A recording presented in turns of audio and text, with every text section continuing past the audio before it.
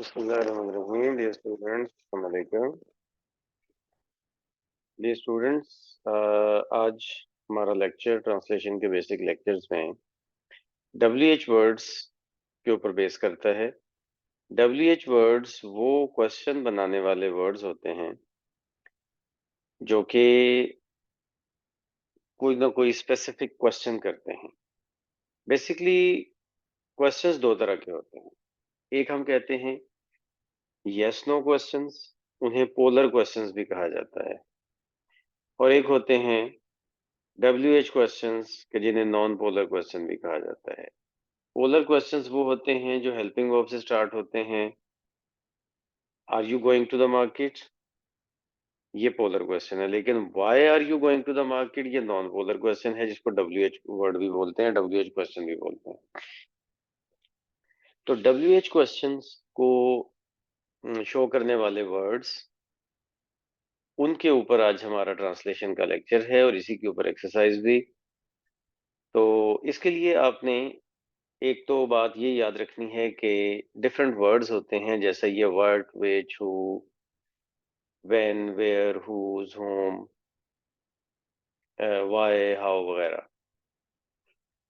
How में शुरू में W तो नहीं आता, लेकिन ये कि WH कैटेगरी में ही ये काउंट होता है। अच्छा, और दूसरी बात ये ध्यान में रखनी है कि जब भी हम ये वर्ड स्टार्ट में यूज करेंगे क्वेश्चन बनाने के लिए, तो इसके फौरन बाद हेल्पिंग वर्ब आएगा। इसके बाद हेल्पिंग वर्ब आएगा। हाँ, सम टाइम ऐसा हो जाता है कि ये वाला जो वर्ड है किसी दूसरे वर्ड के साथ अटैच होता है, तो फिर उसके बाद हेल्पिंग वर्ब आता है। हम एग्जांपल्स देखते हैं। अब जैसा कि what do you want, what do you want, आप क्या चाहते हैं। ये सिंपल प्रेजेंट टेंस का वैसे तो सेंटेंस है, लेकिन WH वर्ड में व्हाट इसमें आ रहा है और फौरन बाद इसके हेल्पिंग वर्ब आ रहा है। ऐसे ही असलम कहाँ रहता है, तो where does Aslam live, where आ गया, हेल्पिंग वर्ब आ गया, सब्जेक्ट आ गया।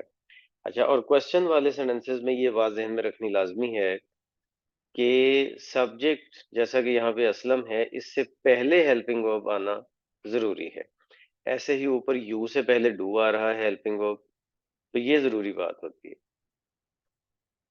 इसके बाद है जी, दरवाजे पर दस्तक कौन दे रहा है, who is knocking at the door. अब यहाँ पे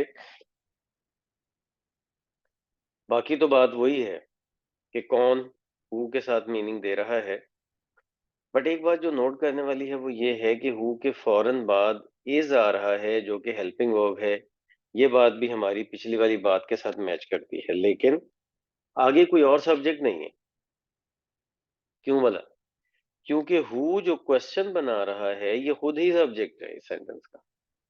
इसका मतलब है हु जो है वो क्वेश्चन वर्ड भी है और सब्जेक्ट भी है यहाँ पे खुद ही।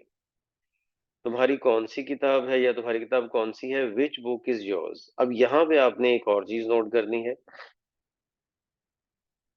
कि विच के बाद बुक आया।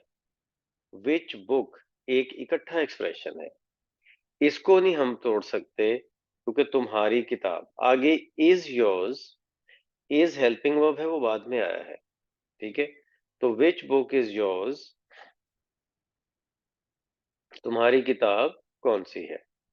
ऐसे ही आगे चलें तो आपको ये कलम कैसे हाथ लगा, how have you come by this pen. Come by का मतलब कैसे आमना सामना हुआ, या कैसे हाथ लगा, कैसे आपके पास आया। क्वेश्चन है, उसी तरह से बाकी सारा है, बट कैसे का इंग्लिश जो है वो हाउ के साथ हम कर रहे हैं। ये भैंस किसकी है, whose buffalo is this, whose किसकी पोजेशन शो करता है, ये भी क्वेश्चन है। तुमने इस साइकिल की कितनी कीमत अदा की, तो हाउ मच डिड यू पे फॉर दिस बाइसिकल, कितनी कीमत, तो हाउ मच। ठीक है, हाउ मच। इसमें जरा और करने कि हाउ मच और हाउ मैनी दो एक्सप्रेशंस होते हैं। हाउ मच मिकदार के लिए आता है, हाउ मैनी तादाद के लिए आता है। हाउ मच जो है वो अनकाउंटेबल नाउन के लिए होता है, हाउ मैनी काउंटेबल नाउन के लिए होता है। ऐसे ही तुम्हारे पास कितनी किताबें हैं, how many books do you have. ये हाउ मच और हाउ मैनी का डिफरेंस आपके सामने आ गया। तुम जलसे में देर से क्यों पहुंचे, why did you reach the meeting late. देर से क्यों पहुंचे? ये उसी तरह से सिंपल पास्ट का सेंटेंस है, लेकिन वाई के साथ इसका क्वेश्चन बनाया जा रहा है। आप यहाँ क्यों आए हैं? What brings you here? ये भी इसका हो सकता है, थोड़ा इडियोमेटिक वे में आ जाएगा। और बिल्कुल डायरेक्ट वर्ड्स की फॉर्म में बोलना है तो why have you come here, ये भी हो सकता है। ठीक है।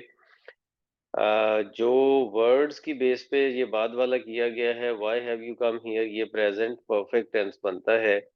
अब यहाँ पे क्यों आए हैं? ठीक है। लेकिन जो ऊपर वाला है ये थोड़ा इडियोमेटिक है, ये ज्यादा नेटिव लैंग्वेज में यूज होने वाला सेंटेंस है। व्हाट ब्रिंग्स यू हियर, ये थोड़ा इडियोमेटिक बन जाता है, बाकी दोनों का मीनिंग एक ही है। तो इस तरह से स्टूडेंट्स हमने WH वर्ड्स के थ्रू क्वेश्चन बनते हैं जो उसकी ट्रांसलेशन के हवाले से हमने बेसिक सी बातें और कुछ एग्जांपल्स देखी हैं। बाकी आप जो सेंटेंस अपनी एक्सरसाइज में देखेंगे उनको सॉल्व करेंगे, उसमें इस तरह की सिचुएशंस भी आएंगी और हो सकता है कि कुछ थोड़ी सी चैलेंजिंग बात भी आ जाए जो कि आपको इस एक्सरसाइज में नहीं बताई गई। तो अभी के लिए इतना ही, मिलते हैं नेक्स्ट नेक्स्ट लेक्चर में। अल्लाह हाफ़िज़।